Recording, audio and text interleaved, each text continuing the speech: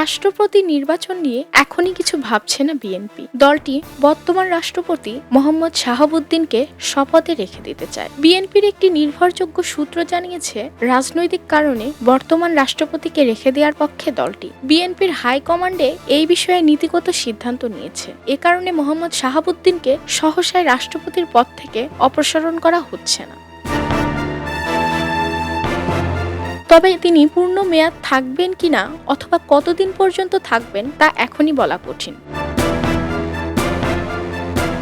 সংশ্লিষ্ট সূত্র জানায়, জুলাই সনদ, অন্তর্বর্তী সরকারের বৈধতা, আওয়ামী লীগের বিচার সহ বেশ কিছু গুরুত্বপূর্ণ বিষয়ে বিএনপি সরকারকে সিদ্ধান্ত নিতে হবে। এসব বিষয়ে চূড়ান্ত অনুমোদন দেবেন রাষ্ট্রপতি।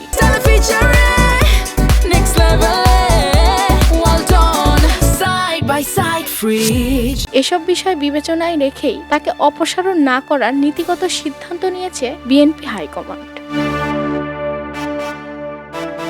সম্প্রতি গণমাধ্যমকে দেয়া সাক্ষাৎকারে রাষ্ট্রপতি মোহাম্মদ শাহাবুদ্দিন বলেছেন, যদি তারা মনে করে আমি থাকি তাহলে আমি থাকব, আর যদি বলে সরে যেতে তাহলে আমি নিজেই সম্মানজনকভাবে সরে যাব।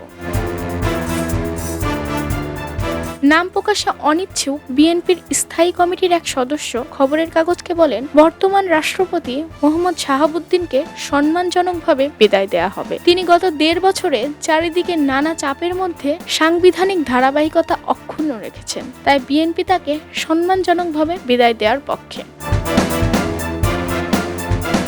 ২০২৩ সালের ২৪ এপ্রিল রাষ্ট্রপতির দায়িত্ব গ্রহণ করেন মোহাম্মদ শাহাবুদ্দিন। তার মেয়াদ পূর্ণ হতে এখনো বাকি আছে ২ বছরের বেশি সময়। ২০২৮ সাল পর্যন্ত রাষ্ট্রপতি মোহাম্মদ শাহাবুদ্দিনের মেয়াদ আছে। খবরের কাগজ, নিখাত, নির্ভীক, নিরপেক্ষ।